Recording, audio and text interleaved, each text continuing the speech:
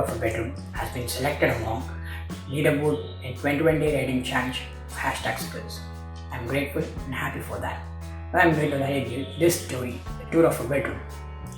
The initial moments of the story portrays protagonist Tarun's loneliness. He watches a movie in his bed. Eventually, it becomes to be the worst movie he has ever seen. He closes his laptop with a bam and he lays flat on the bed watching the ceiling. Now, he expects attention but has got up with an idea. He leans out to his cupboard, picks up a notebook, held it right above where he can see the ceiling and the notepad at the same time. Now, when he was about to unleash a sketch, he realizes he has forgot his marker. In despair, he loosened his hands and the notepad fell right on his nose.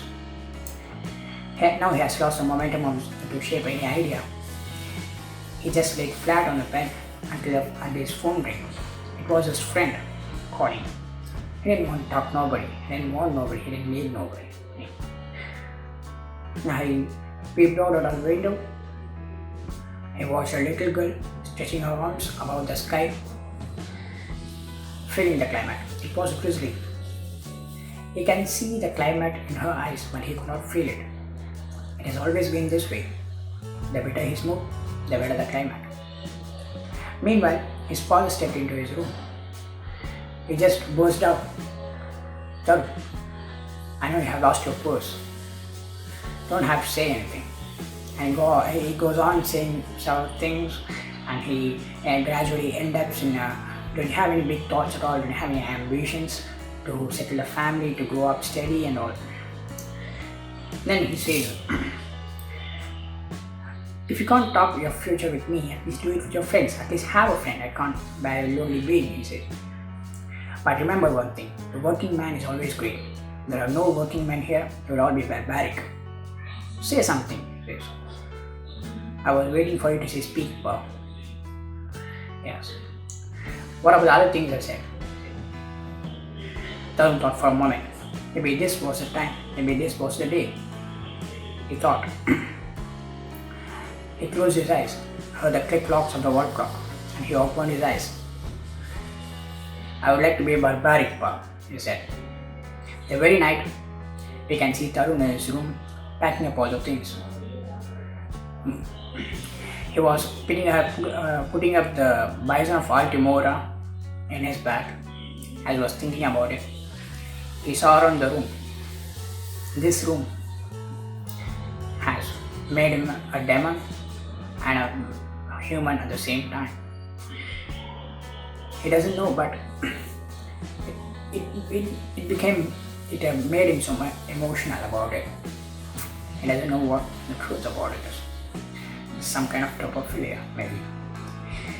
Now he closed his eyes again. He heard the click clocks, the work clock, and he went out of the room and out of the house. He doesn't know if what he did was right and all, but he thought he just followed his guts to do that. So he went on over, and after walking about a half kilometer, he felt he couldn't open his eyes. So he thought it would be better to take a nap now, and he lied on a platform beside a house, and he was about to sleep. When his eyes were half closed, he felt like 4 men barking at him. He asked at them. Maybe he thought it was a dream. He asked about them. "What are you looking at? Are you jealous or pity? You respectable dogs of society," he said. Meanwhile, he felt something on his skin, so he opened his eyes and he saw 4 dogs growling at him. At the very moment, he ran away. He ran away for about 1 kilometer and until he reached a park beside. He went into the park and he slept there. When he opened his eyes in the morning, he saw an old man sitting beside him. "I suppose you have run away from your home," asked the old man. "How do you know?" "Well, I can guess. I'm an old man now. I can guess." "I suppose you want to achieve something," he said and laughed. But Tarun said, "Yes, I want to be a painter, and I suppose I can search a painting organization or something, painter's hub, he said. The old man said, have friends everywhere, everywhere. I could find you a painting hub. I know a friend who is keeping it. Maybe Tarun thought maybe this was his chance, so God had sent him the old man, so he went with him. He ate his breakfast in his house, and the old man gave the address. He went to the painting hub and he started work right away. He was sent to a mall. When he saw the shop in the mall, it was a 10 by 10 room having portraits of everybody. He was depressed. All he had to do was sell his portraits. He went into the shop and a customer came by. The customer said that he wanted a portrait of himself. He was shocked, and then he observed the board before the shop that read portraits of yourselves in a few minutes. He was relieved. I could say that he was relieved. Then he accepted the offer and he started to paint, but what he saw was the customer gave his picture of him in the phone, and he wanted to paint the picture. He didn't like it, but that's what the portrait is. That's what not art is. So he, however, accepted that. But when the lunchtime came, he ran away. He ran away from the mall, and he reached the painter's hub and gave his keys. He walked away thinking what to say to the old man, but he saw an imported car beside a building. Eventually, the building became to be a painter's organization.